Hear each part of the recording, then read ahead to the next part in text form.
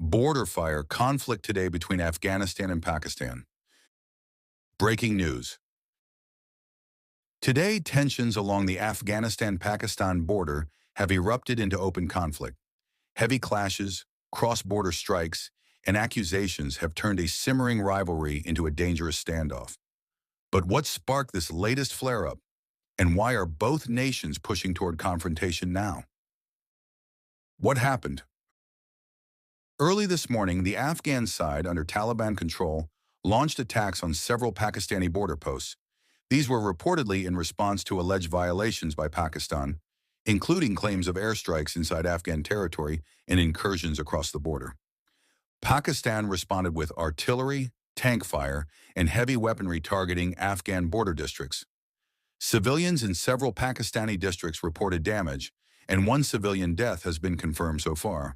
Both sides accuse the other of violating sovereignty.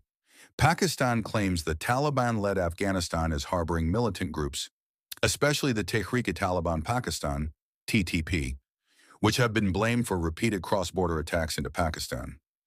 Afghanistan denies many of Pakistan's allegations, particularly that it supports or shelters the TTP, while insisting Pakistan's strikes and alleged air incursions are provocative and violate international norms. Historical and underlying causes. To understand why this conflict has escalated today, we need to go back to long-standing border disputes, militant groups, shifting alliances, and questions of legitimacy. Durand Line dispute. The 2,611-kilometer border between Afghanistan and Pakistan, known as the Durand Line, is not accepted by Afghanistan as a legitimate international border. This has been a source of friction for decades. Militant safe havens. Pakistan says militant groups like the TTP are operating from Afghan territory, launching attacks into Pakistan. Pakistan sees this as an existential threat to its internal security. Afghanistan/Taliban has been accused of not doing enough to prevent or punish these groups. Airstrikes and retaliation. Pakistan's use of airstrikes inside Afghan territory, or alleged ones, are seen by Kabul as violations. These have sparked resentment and retaliatory attacks. Political shifts and alliances. Since the Taliban regained power in Afghanistan in 2021, Pakistan's expectations of cooperation or controlling cross-border militancy have not aligned with reality. Meanwhile, Afghanistan is reaching out diplomatically to other regional powers, such as India, which Pakistan views warily. Domestic pressures. In Pakistan, repeated militant attacks from TTP and similar groups generate strong domestic demand for security. The government is under pressure not to appear weak.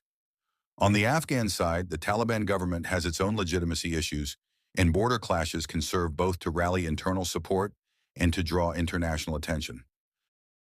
Why now? Triggering factors. Why has all this flared up today? There are a few proximate triggers. Alleged Pakistani airstrike in Kabul and eastern markets. Afghanistan officials say Pakistan conducted airstrikes inside Kabul and in markets in the eastern provinces.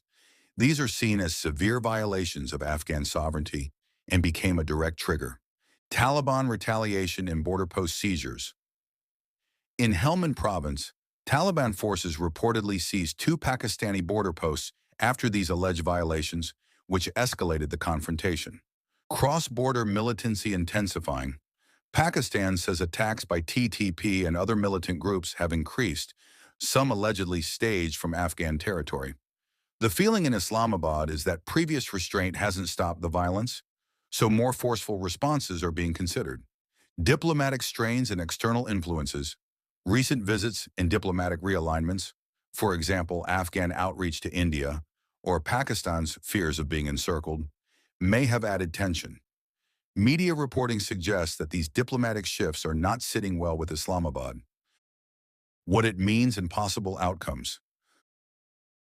The current escalation might seem sudden, but it fits into a pattern. Its consequences could be serious, for both countries, the region, and for civilians caught in between. Escalation risk. There is a risk this conflict could widen. More border posts attacked, further cross-border strikes, increased casualties.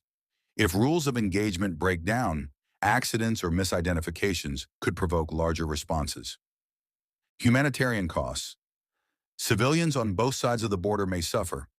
Damage to infrastructure, displacement, casualties, interruption to trade and cross-border movement.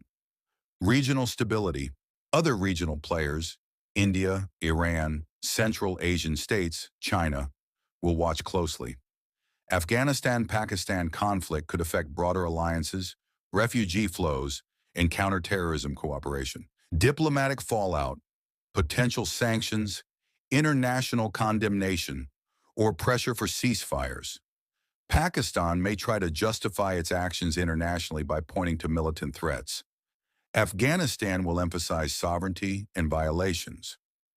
Possible peace paths, ceasefire negotiations, international mediation, agreements on handling of militant groups, stricter border controls, diplomatic assurances. But these require trust, which has been weakening. Conclusion. In the end, this war or conflict is not about a single event. It's the consequence of unresolved border disputes, militant threats, domestic pressures, and shifting allegiances. Today's sparks may burn longer unless both sides find a way back from the brink. For now, the border between Afghanistan and Pakistan is not just a line on a map.